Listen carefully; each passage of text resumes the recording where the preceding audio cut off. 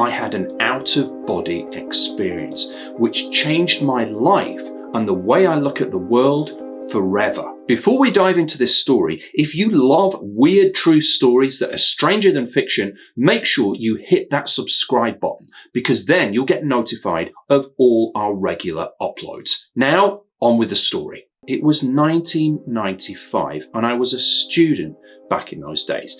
Now, I know what you're thinking. Maybe as a student, maybe you were drunk, maybe you were intoxicated on something else. And I'll be honest, I did partake in extracurricular activities as a student, but not on this particular occasion, because on this occasion, I was very sick. So sick, in fact, that I went to bed during the day. It was some kind of variant of flu. I went to bed in my student apartment. Now, this apartment was literally just one room. I need to explain this room so you can understand how it is laid out. It's very important to what happens next. It had a lock on the door with a key that you put in to lock the door.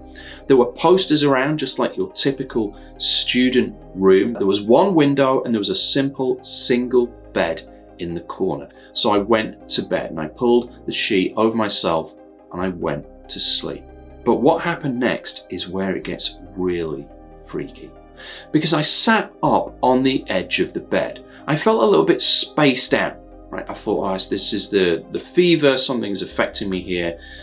I need to get up and walk around. And I started observing the posters. I felt so spaced out, I thought, this feels like a dream. Maybe this is a dream. Okay, so what I started to do is logically and rationally do things that you don't do in dreams. I don't know if you've noticed, but normally in dreams, they're very random, irrational things, okay? You're flying, you're naked, you're turning into a bird, right?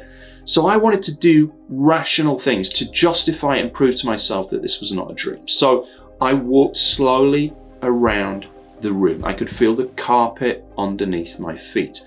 I looked at the posters, and I don't mean just looking at the posters, I mean observing them, studying the colors, studying the words of the posters that I had around my room. It checked out, right? I was observing them, the information was going back in, I was processing it. This all seemed normal. I was still very spaced out, but it wasn't a dream, because you don't do that in dreams.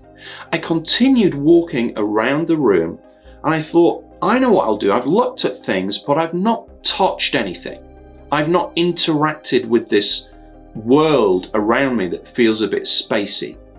So I went to my door that was locked. Remember, it has a key in it, like a little key that you push in and it dangles from a keychain.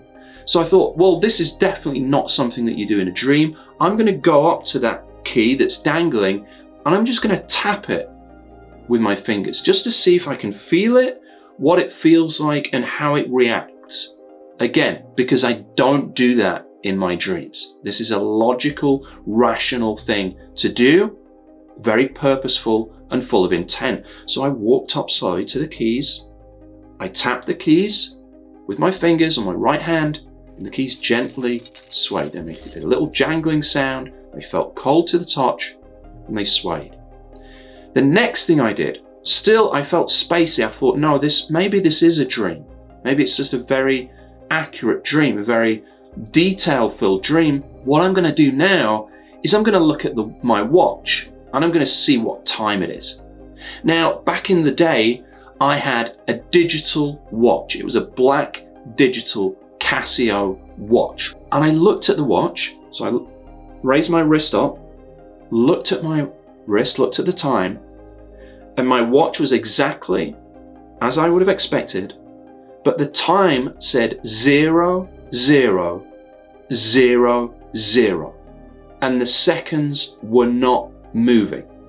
Okay, I thought, this is real. I'm out of it. I must have such a fever that it's making me feel this spaced out. This is crazy.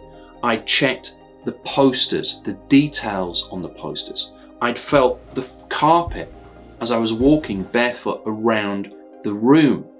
I dangled the keys and jangled them and felt them and seen them move and heard them. And I'd looked at my watch on my wrist, the same watch that I wear all the time. And I'd seen the time had stopped dead at 0000. But what happened next shocked me completely. I turned around 180 and looked at my bed. And there, on the bed, was me. Now, even recounting this story to you right now gives me chills. I walked slowly over to the bed where I was asleep. I put my hands slowly on top of the sheet, on top of my shoulders, and I gave a gentle push, and then I woke up.